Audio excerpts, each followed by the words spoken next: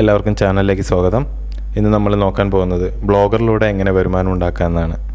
എല്ലാവരും ഇത്തരം വീഡിയോസ് പലതും കണ്ടിട്ടുണ്ടാകും. ബ്ലോഗിങ്ങിൽ കൂടെ വരുമാനം ഉണ്ടാക്കാമെന്നൊക്കെയുള്ള കുറേ വീഡിയോസ് നിങ്ങൾ കേട്ടിട്ടുണ്ടാകും, അല്ലെങ്കിൽ തുടങ്ങാൻ ആഗ്രഹിക്കുന്നവരുണ്ടാകും.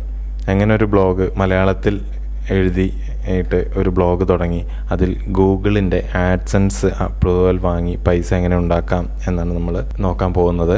സ്റ്റെപ്പായിട്ട് ഓരോ പാർട്ടായിട്ടാണ് വീഡിയോസ് വരിക. ഏറ്റവും കൂടുതൽ വരുമാനം ലഭിക്കുന്ന ബ്ലോഗിംഗ് എന്ന മേഖല എങ്ങനെ നമുക്ക് സ്റ്റാർട്ട് ചെയ്യാം എന്ന് നിങ്ങൾക്ക് ഈ വീഡിയോസിലൂടെ പരിചയപ്പെടാം. പാർട്ട് വീഡിയോസ് ആയതിനാൽ എല്ലാവരും ഈ ചാനൽ സബ്സ്ക്രൈബ് ചെയ്യുക, അതുപോലെ ബെൽ ബട്ടൺ കൂടെ എനേബിൾ ചെയ്യുക. അങ്ങനെയാണെങ്കിൽ ഞാനിടുന്ന വീഡിയോസ് അപ്പോൾ തന്നെ നിങ്ങൾക്ക് ലഭിക്കുന്നതാണ്. അപ്പോൾ നമുക്ക് വീഡിയോസിലേക്ക് പോകാം. നമുക്ക് രണ്ട് രീതിയിൽ ബ്ലോഗ് സൈറ്റ് ഉണ്ടാക്കാം.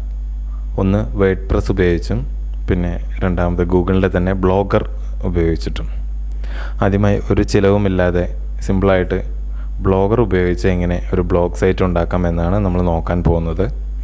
അതിനായി ബ്ലോഗർ എന്ന് ഗൂഗിളിൽ സെർച്ച് ചെയ്യുക. blogger.com എന്ന സൈറ്റ് കാണാം. അപ്പോൾ ആ സൈറ്റിൽ blogger.com എന്ന സൈറ്റിൽ ക്ലിക്ക് ചെയ്യുക.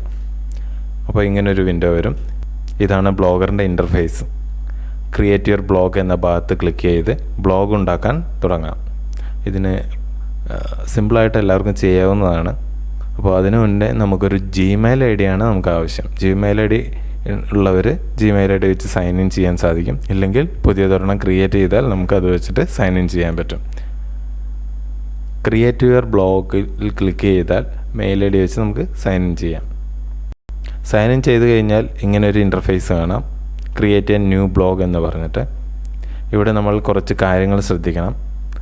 തുടങ്ങാൻ പോകുന്നതിന് മുൻപ് എന്ത് കീവേഡ് വെച്ചിട്ടാണ് അല്ലെങ്കിൽ എന്ത് സബ്ജക്റ്റ് വെച്ചാണ് നമ്മൾ ഈ ബ്ലോഗ് ചെയ്യുന്നത് എന്നുള്ള പ്ലാനിങ് നമുക്ക് നേരത്തെ ഉണ്ടായിരിക്കണം.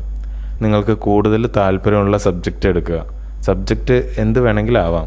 അതായത് ഇപ്പോൾ health, cooking, education, beauty, jobs, news, sports, film news, stories, technology, gadgets, ഇങ്ങനെ പല തരം ആയിരക്കണക്കിന് സബ്ജക്റ്റുകളുണ്ട്. അപ്പോൾ ഇതിൽ ഏത് തിരഞ്ഞെടുക്കുക എന്ന് നിങ്ങൾ പ്ലാൻ ചെയ്യുക. ഉദാഹരണത്തിന് ഞാൻ ടെക് എന്ന സബ്ജക്റ്റ് എടുക്കുന്നു. നമ്മൾ എന്താണോ സൈറ്റിൻ്റെ പേര് കൊടുക്കാൻ ആഗ്രഹിക്കുന്നത് അത് ടൈറ്റിൽ എന്ന സ്ഥലത്ത് കൊടുക്കുക. ഞാനിവിടെ ടെക് ന്യൂസ് മലയാളം എന്ന് കൊടുക്കുന്നു. അടുത്തത് അഡ്രസ്സ് എന്ന് പറഞ്ഞാൽ ഡൊമൈൻ നെയിം എന്നാണ് പറയുക. ഇഷ്ടമുള്ള പേര് നമുക്കിവിടെ കൊടുക്കാം.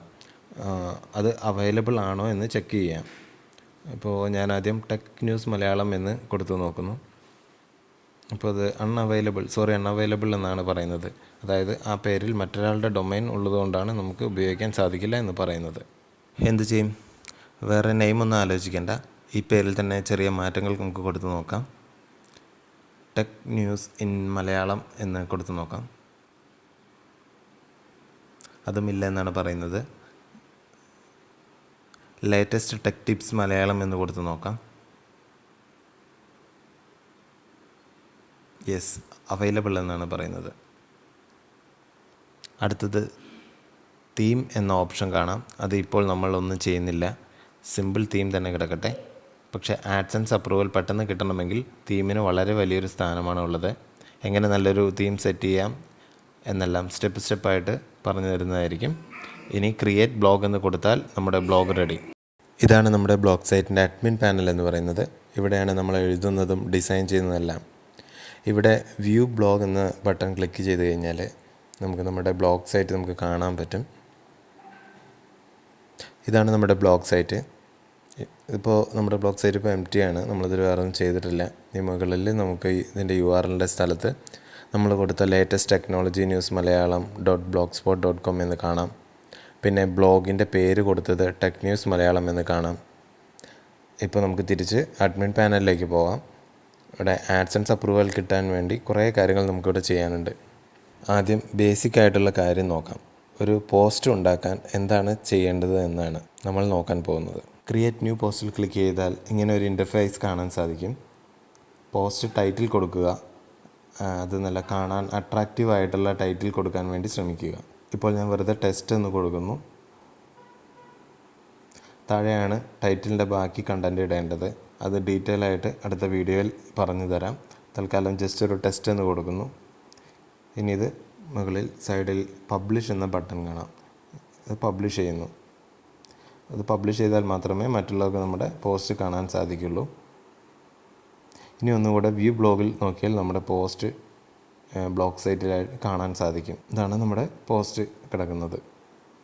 അഡ്മിൻ പാനലിൽ നോക്കിയാൽ പോസ്റ്റ് എന്ന ടാബിൽ നമ്മുടെ പബ്ലിഷ് ചെയ്ത പോസ്റ്റ് കാണാൻ കഴിയും. വേണമെങ്കിൽ നമുക്കത് വീണ്ടും എഡിറ്റ് ചെയ്യാം, അല്ലെങ്കിൽ ഡിലീറ്റ് ചെയ്ത് കളയാം, അല്ലെങ്കിൽ നമുക്ക് ഇതേപോലെ വ്യൂ ചെയ്ത് നോക്കാൻ സാധിക്കുന്നതാണ്. അപ്പോൾ ഇന്നത്തെ വീഡിയോയിൽ നമ്മൾ ഒരു ബ്ലോഗ് സൈറ്റ് ബേസിക്കായിട്ട് ക്രിയേറ്റ് ചെയ്യാൻ പഠിച്ചു.